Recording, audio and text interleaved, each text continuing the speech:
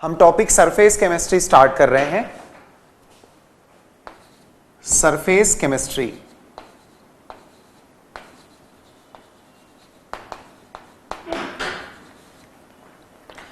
I think surface chemistry आपको बहुत आसान लगेगा जब आप ये पूरा टॉपिक देख लेंगे, समझ लेंगे, पढ़ लेंगे। और इस पर जो जनरली क्वेश्चंस आते हैं, यदि आपने प्रॉपरली इस लेक्चर को सुन लिया है तो easily you will be able to solve the answers, you will be able to solve the questions and will be able to give the answers. Surface chemistry topic में हम actually surface related phenomena of solids की बात करेंगे।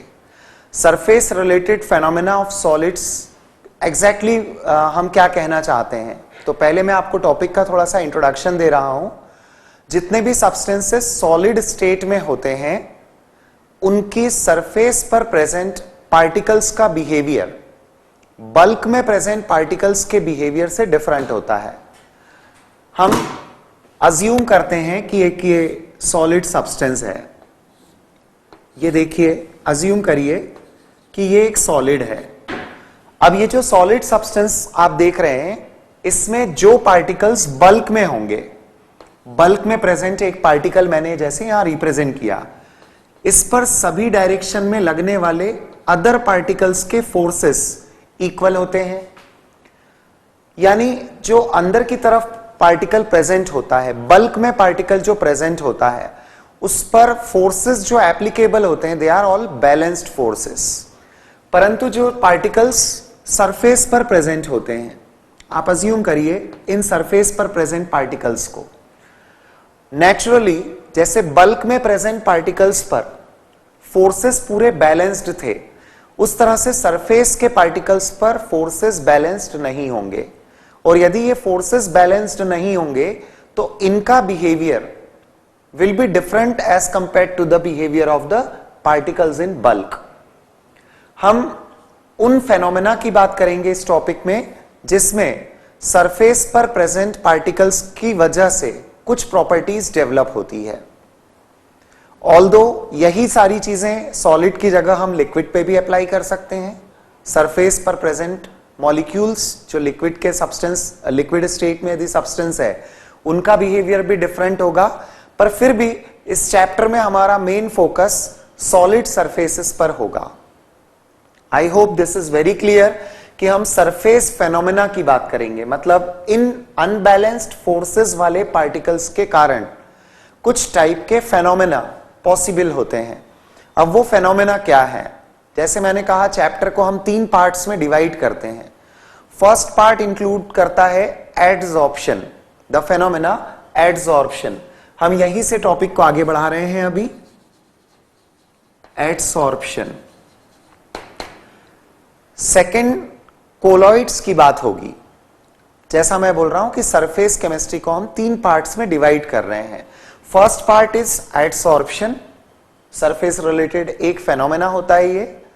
Surface related एक और property होती है जिसके कारण पार्टिकल्स इन अ मिक्सचर एक डेफिनेट साइज रेंज में आते हैं, जिसको हम अंडर द हेडिंग कोलॉइड्स पढ़ेंगे। तीसरा एक पार्ट होगा इसी चैप्टर के अंदर कैटालिसिस, कैटालिस्ट्स एंड कैटालिसिस। आप जानते हैं कि केमिकल रिएक्शंस में कैटालिस्ट रिएक्शन के रेट को ऑल्टर करते हैं। उनका किस तरह से सरफेस रिलेटेड ये फेनोमेना सरफेस रिलेटेड कैसे होता है, इस पार्ट को हम टॉपिक के थर्ड पार्ट में इंक्लूड करेंगे। सो दैट वे हम स्टार्ट कर रहे हैं अभी एडसॉर्प्शन फेनोमेना से। एडसॉर्प्शन जैसे ही टर्म हमारे सामने आती है, एक कॉमन वर्ड क्लिक होता है एब्जॉर्प्शन। एक कॉमन वर्ड क्लिक होता है एब्जॉर्प्शन, जिसको हम अच्छे से जानते हैं, एब्जॉर्प्शन फेनोमेना।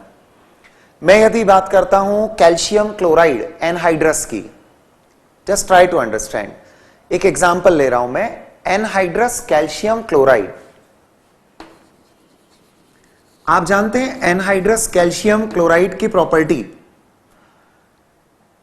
मॉइस्चर को एब्जॉर्ब करने की होती है, मॉइस्चर को रिमूव करने की होती है। मतलब यदि मैं ह्यूमिड एटमॉस्फेयर में एनहाइड्रस कैल्शियम क्लोराइड रख देता हूं तो ये डीह्यूमिडिफिकेशन का काम करेगा, मतलब मॉइस्चर को रिमूव करेगा।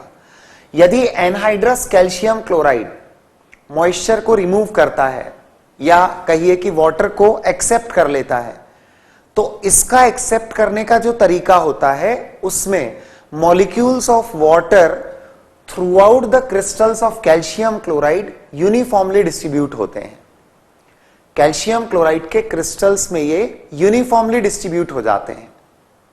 इसे हम एक बल्क फेनोमेना बोलते हैं, क्योंकि जहां जहां कैल्शियम और क्लोराइड यूनिट्स होंगी हर जगह पर बीच में जाकर वाटर मॉलिक्यूल्स एक डेफिनेट स्टोइक्योमेट्री में फिट हो जाते हैं। कुड यू अंडरस्टैंड, मैंने वर्ड यूज किया, एक डेफिनेट स्टोइक्योमेट्री में ये फिट हो जाते हैं। वहीं यदि हम बात करते हैं सिलिका जेल की, सिलिका जेल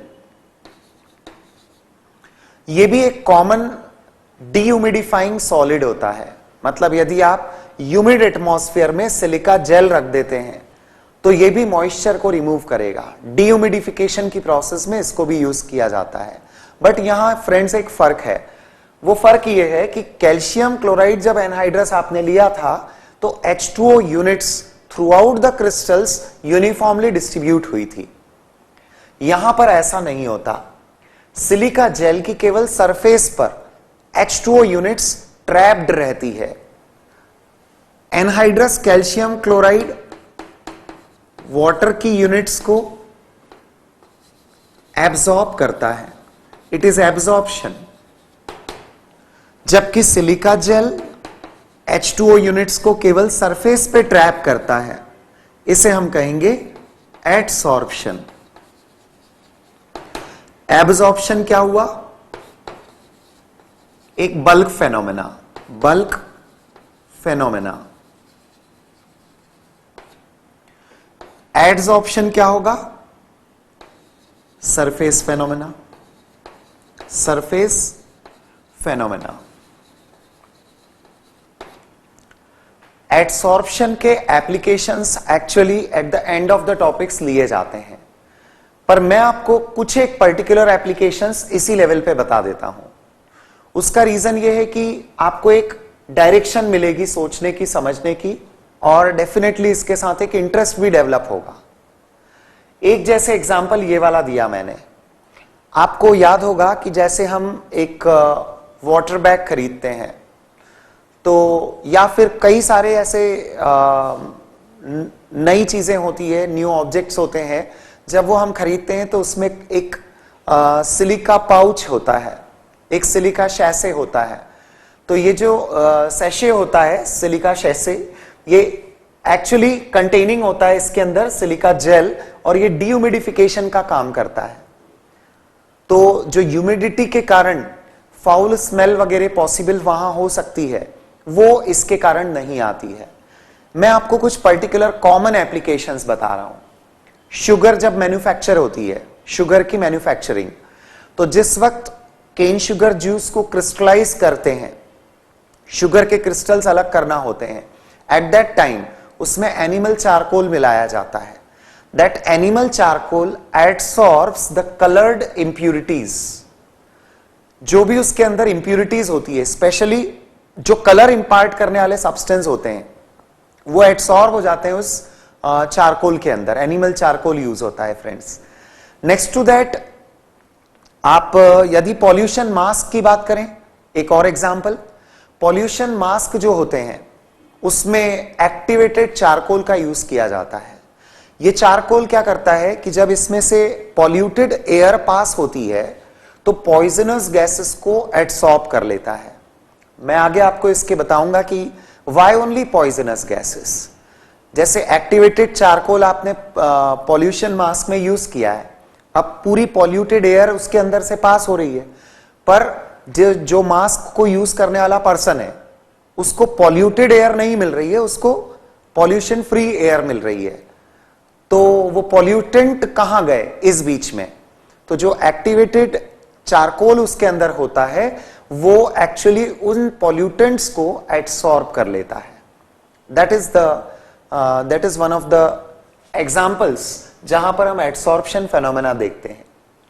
तो वो सिलिका सैशे, ये क्रिस्टलाइजेशन ऑफ शुगर के टाइम पे ऐड किया जाने वाला एनिमल चारकोल, इसी तरह से पॉल्यूशन मास्क का यूज करते हैं तो हम उसमें एक्टिवेटेड चारकोल का यूज होना, ये सब एग्जांपल्स हैं related to the phenomena adsorption. अब इस पूरे टॉपिक में मैं आपको बता रहा हूं फिर से एक बार, टॉपिक का इंपॉर्टेंस सिर्फ इसमें है कि ये टॉपिक एक बार सारी टर्मिनोलॉजी सुनने वाला है, क्योंकि इसमें टर्म्स पूरी आपके लिए डिफरेंट होंगी जो केमिस्ट्री में कॉमनली और कहीं हम बहुत फ्रीक्वेंटली यूज नहीं करते हैं। तो B familiar with the terms जो इस टॉपिक में यूज करते हैं। जब एडसॉर्प्शन होगा तो एक सब्सटेंस सॉलिड फॉर्म में होगा, मैं इसको फिर से रिप्रेजेंट कर रहा हूं, एक सब्सटेंस सॉलिड के फॉर्म में है और इसकी सरफेस पर एक दूसरा सब्सटेंस, सपोज वो गैस के फॉर्म में है, जो इसकी सरफेस को ऑक्यूपाई कर रहा है। इसके अंदर जो सॉलिड सब्सटेंस होता है, मतलब जो अपनी सरफेस प्रोवाइड करता है फॉर द फेनोमेना एडसॉर्प्शन, उस पर्टिकुलर सॉलिड सब्सटेंस को मैं कहूंगा एडसॉर्बेंट। एडसॉर्बेंट जो एडसॉर्ब करता है, दैट इज एडसॉर्बेंट। आप टर्मिनोलॉजी से वेल फैमिलियर हो जाइए। टॉपिक के आधे से ज्यादा हर्डल्स तो यहीं खत्म हो जाते हैं कि यदि आप टर्मिनोलॉजी से फैमिलियर हैं। ये सॉलिड की सरफेस पर इसने गैस को ट्रैप किया हुआ है, क्योंकि उसके सरफेस पर अनबैलेंस्ड फोर्सेस थे, कुछ अनसैटिस्फाइड वैलेंसीज थी, जिसकी वजह से उसने गैस के मॉलिक्यूल्स को ट्रैप कर लिया। तो गैस यहां पर कहलाएगी एडसॉर्बेट। एडसॉर्बेंट यानी जो एडसॉर्ब करता है, एडसॉर्बेट यानी जो एडसॉर्ब होता है, राइट। अब ये फेनोमेना हुआ एडसॉर्प्शन, मतलब जब एक सब्सटेंस की सरफेस पर किसी दूसरे सब्सटेंस को वो ट्रैप कर लेता है तो उसे कहा जाता है phenomena adsorption. Definitely it is related to surface, तो हम इसको एक सरफेस फेनोमेना कहेंगे। All right, so adsorption can be defined as the accumulation of one substance on the surface of another substance, या when a substance occupies the surface of another substance, then the phenomena is called as adsorption. जब एक substance दूसरे substance की surface को occupy करता है, when a substance occupies the surface of another substance, then the phenomena is called as adsorption. जो adsorb हो रहा है that is adsorbate, जो adsorb कर रहा है that is adsorbent. कभी कभी absorption और adsorption ये phenomena clearly distinguish नहीं होते, यानी कई बार ये होता है कि substance bulk में भी है, substance surface पर भी है, दोनों तरफ है, हाँ, लेकिन बल्क में अमाउंट अलग है, सरफेस पर अमाउंट अलग है। ऐसे केस में प्रोसेस को विदाउट अ प्रीफिक्स सिर्फ सॉर्प्शन से डिफाइन किया जाता है। सॉर्प्शन मतलब एक सब्सटेंस का दूसरे सब्सटेंस के साथ एसोसिएट होना, दैट इज सॉर्प्शन। तो बिना प्रीफिक्स के यदि कहा जाए सॉर्प्शन, तो ये क्लियरली डिस्टिंग्विश नहीं करता कि वेदर इट इज एब्जॉर्प्शन और एडसॉर्प्शन। हाँ, यदि बल्क पे में जो प्रेजेंट सब्सटेंस है उसके कंपैरिजन में सरफेस पर अमाउंट ऑफ द सब्सटेंस ज्यादा है, तो आप उसको पॉजिटिव एडसॉर्प्शन कहेंगे। पॉजिटिव एडसॉर्प्शन मतलब एडसॉर्प्शन ज्यादा कंपेयर्ड टू एब्जॉर्प्शन, और नेगेटिव एडसॉर्प्शन कहलाता है जब सरफेस पर अमाउंट कम हो as compared to bulk, that is called as negative adsorption. तो काफी कंफ्यूजिंग टर्म्स वैसे लगने लगती है, पर मेरे ख्याल से यहां तक के पॉइंट्स आपको क्लियर होंगे। दो टाइप की प्रोसेस, एक बल्क एक सरफेस, हम बात कर रहे हैं सरफेस फेनोमेना की। सरफेस फेनोमेना एडसॉर्प्शन में सॉलिड सब्सटेंस एडसॉर्बेंट है तो गैस एडसॉर्बेट है। इट इज नॉट कंपल्सरी कि ये गैस फेज में ही होगा, it may be a liquid also. तो इसको आप किसी भी फॉर्म में शो कर सकते हैं, जैसे वाटर वेपर्स हैं, वेपर्स को ट्रैप किया तो ऑफ कोर्स उस केस में तो हमें गैस ही बोलना पड़ेगा। और जब दोनों टर्म्स डिस्टिंग्विश नहीं करनी हो आपको, तो आप सिर्फ कहेंगे सॉर्प्शन। कंसेप्चुअल पॉइंट पर सीधे अब हम आ जाएं। डेफिनेटली जब ये प्रोसेस होगा, आई मीन एडसॉर्प्शन जब भी होगा, तो अब इसमें आपको थर्मोडायनेमिकल प्रॉपर्टीज के बारे में सोचना है। मैं कंसेप्चुअल पॉइंट पर सीधे आ रहा हूं इस टॉपिक के, कि जब आप एडसॉर्प्शन फेनोमेना की बात करते हैं, बाकी टर्म्स को अभी हटा देते हैं हम। एडसॉर्प्शन, यदि हम एडसॉर्प्शन फेनोमेना की बात कर रहे हैं तो आप जरा सोचें, thermodynamical properties, enthalpy change, entropy change and free energy change at room temperature. Delta G actually temperature dependent होगा। यदि आप इनके साइन डिसाइड कर लोगे तो भी आपको फ्री एनर्जी चेंज का साइन टेम्परेचर पे डिपेंडेंट वाला केस भी मिल सकता है। जैसे कुछ प्रोसेस होती हैं जहां पर टेम्परेचर डिपेंडेंट डेल्टा जी का साइन नहीं होता, लेकिन कुछ प्रोसेस होती है जिसमें टेम्परेचर डिपेंडेंट डेल्टा जी होता है। I hope you are understanding these terms, क्योंकि ये थर्मोडायनेमिक्स की टर्म्स हैं। केमिकल थर्मोडायनेमिक्स में हम enthalpy change, entropy change, free energy change, इनकी बात करते हैं। और you might be able to recall the terms, especially the sign convention. Chemical thermodynamics में हम डेल्टा एच के साइन को नेगेटिव कब बताते हैं? जब प्रोसेस एक्सोथर्मिक होती है। डेल्टा एच के साइन को हम पॉजिटिव बताते हैं जब प्रोसेस एंडोथर्मिक होती है। अभी एडसॉर्प्शन को लेकर मैं कोई बात नहीं कर रहा हूं, पहले मैं थोड़ा सा इन टर्म्स के साइन कन्वेंशन आपको रिकॉल करवा रहा हूं एक बार और। डेल्टा एच नेगेटिव मतलब एक्सोथर्मिक, डेल्टा एच पॉजिटिव मतलब endothermic. Delta S entropy change, जो रैंडमनेस को मेजर करता है। यदि रैंडमनेस बढ़ती है किसी प्रोसेस में तो आप बोलते हैं डेल्टा एस इज पॉजिटिव। यदि रैंडमनेस कम होती है तो आप बोलेंगे कि delta S is negative. Delta G free energy change, इसका relation delta G is equals to delta H minus T delta S. यह आपको याद ही होगा। यदि एक प्रोसेस का डेल्टा जी का साइन पॉजिटिव आता है तो ऐसे प्रोसेस नॉन स्पॉन्टेनियस होते हैं। नॉन स्पॉन्टेनियस मतलब they are not possible, they are not feasible, they do not take place without any external help. Delta G का साइन जीरो होने का मतलब होता है the process is in equilibrium. Delta G zero मतलब process equilibrium है। Rate of change in one direction is equal to rate of change in opposite direction. Delta T delta S की terms में जब हम टेम्परेचर की बात करेंगे, यहां पर T stands for the absolute temperature, delta S entropy change को यहां रिप्रेजेंट कर रहा है, राइट? तो delta H enthalpy change, exothermic endothermic, उसके हिसाब से साइन। एंट्रोपी बढ़ेगी कम होगी इसके हिसाब से साइन होगा। और एब्सोल्यूट स्केल में टेम्परेचर, किस टेम्परेचर पर हम ओवरऑल इनके कंबाइंड इफेक्ट की बात कर रहे हैं। कंक्लूजन निकालते हैं।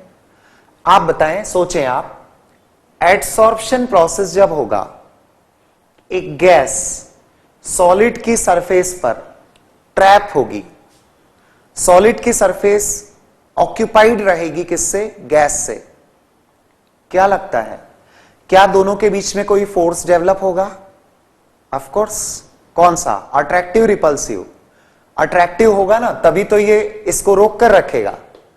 तो इन दोनों के बीच में एक अट्रैक्टिव फोर्स डेवलप हो रहा है। जो दोनों के बीच में अट्रैक्टिव फोर्स है, अट्रैक्टिव फोर्स डेवलप होना मतलब क्या? Process should be what? Exothermic. There should be liberation of heat in the process. यदि हीट लिबरेट होती है तो डेल्टा एच का साइन क्या होता है? Negative.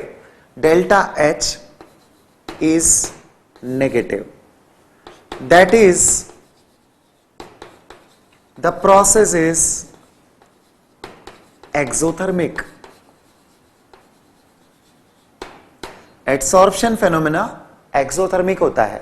Yes. Delta S randomness की बात करते हैं. एंट्रोपी मेजर करती है रैंडमनेस ऑफ द सिस्टम को. सिस्टम के पार्टिकल्स यदि ऑर्गेनाइज्ड स्टेट में है तो हम बोलेंगे कि इसकी एंट्रोपी कम है. अनऑर्गेनाइज्ड है, हम बोलते हैं इसकी एंट्रोपी ज्यादा है. आइए एडसॉर्प्शन के बारे में सोचें. पहले जो गैस के मॉलिक्यूल्स, पहले मतलब बिफोर एडसॉर्प्शन, इधर उधर डिस्ट्रीब्यूटेड थे, क्या हुआ उनका? एडसॉर्प्शन के बाद they have come to the solid. पूरी सरफेस को उन्होंने ऑक्यूपाई कर लिया. इसका मतलब वो एक जगह इकट्ठा हुए. एक जगह इकट्ठा हुए मतलब randomness of the system decrease हुआ. यदि randomness of the system decrease होता है तो डेल्टा एस का साइन भी नेगेटिव आ जाएगा. That is the randomness decreases. Randomness decreases. आइए गिब्स फ्री एनर्जी फॉर्मूला में हम दोनों के साइन को फॉलो करते हुए बात करें. मैंने आपसे कहा था डेल्टा जी पॉजिटिव होने पर, if delta G is positive the process is non spontaneous, not feasible you can say. If delta G is zero it shows equilibrium.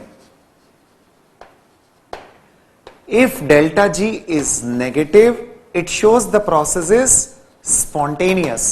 Spontaneous मतलब जो प्रोसेस बिना किसी एक्सटर्नल हेल्प के अपने आप होगी. दोनों का sign negative. Delta H negative, delta S भी नेगेटिव. डेल्टा G का साइन क्या आएगा? Friends, it will depend on the magnitude of delta H and comparative magnitude of T delta S. इसमें डेल्टा जी नेगेटिव तब होगा जब delta H का magnitude ज्यादा हो. डेल्टा एच का मैग्नीट्यूड ज्यादा हो compare to the T delta S magnitude.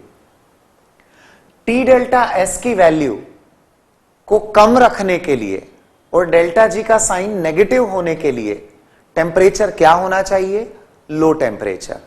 मतलब यदि दोनों नेगेटिव होते हैं तो डेल्टा जी नेगेटिव आपको कम टेम्परेचर रखने पर मिलता है. पर यहां तो मैंने एक टर्म लिखी है delta G at room temperature. तो हमें थोड़ा सा इस चीज को सोचना पड़ेगा कि प्रैक्टिकली क्या होता है. आप बताइए कि आपने सिलिका जेल सैशे लिया और उसे रखा हुआ है. क्या वो मॉइस्चर को रोकने के लिए, एडसॉर्ब करने के लिए लो टेम्परेचर करने पे एडसॉर्ब करेगा? नहीं. रूम टेम्परेचर ही उसके लिए वो टेम्परेचर होता है जिस पर वो इजीली एडसॉर्ब कर लेता है. मतलब ये प्रोसेस रूम टेम्परेचर पर बिना किसी एक्सटर्नल हेल्प के होती है. Adsorption eight room temperature spontaneous होता है. कंक्लूजन है adsorption eight room temperature spontaneous होता है. तो रूम टेम्परेचर पर डेल्टा जी का साइन, प्रोसेस स्पॉन्टेनियस है इसलिए नेगेटिव होगा. Delta G at room temperature is negative. That is the process is spontaneous. हां फ्रेंड्स, टेम्परेचर यदि रूम टेम्परेचर से आप बढ़ाना स्टार्ट करोगे तो देयर में be a possibility of desorption. Desorption adsorption के अपोजिट टर्म को बोलते हैं. यदि ये सब्सटेंस इसकी सरफेस को छोड़कर चला जाए तो हम बोलेंगे डिसॉर्प्शन हुआ है. तो इसका मतलब है कि जो प्रोसेस होती है वो हाई टेम्परेचर पर पॉसिबल नहीं होती है. या बोलिए कि जो एडसॉर्प्शन हुआ है उसका अपोजिट फेनोमेना स्टार्ट हो जाता है, वो एस्केप होने लगते हैं particles. The conclusion has come friends, delta H, delta S और delta G at room temperature तीनों के साइन नेगेटिव होते हैं। कंसेप्चुअली बहुत इंपॉर्टेंट, कंसेप्चुअली ये बात बहुत इंपॉर्टेंट। एडसॉर्प्शन में कोई लॉजिकल क्वेश्चंस बनाना हो तो सबसे पहली एक इंपॉर्टेंट चीज आपके सामने है। आगे बढ़ते हैं। यहां एक बात हो रही थी, यदि आपने ध्यान दिया हो, मैंने कहा कि ये प्रोसेस एक्सोथर्मिक है। किस बेसिस पर कहा मैंने इस बेसिस पर कहा कि इस गैस को इस सॉलिड ने रोक के रखा है, तो कोई ना कोई अट्रैक्टिव फोर्स दोनों के बीच में डेवलप हुआ है। यदि कोई अट्रैक्टिव फोर्स दोनों के बीच में डेवलप हुआ है तो प्रोसेस एक्सोथर्मिक होगी, ये रिलेट किया था हमने।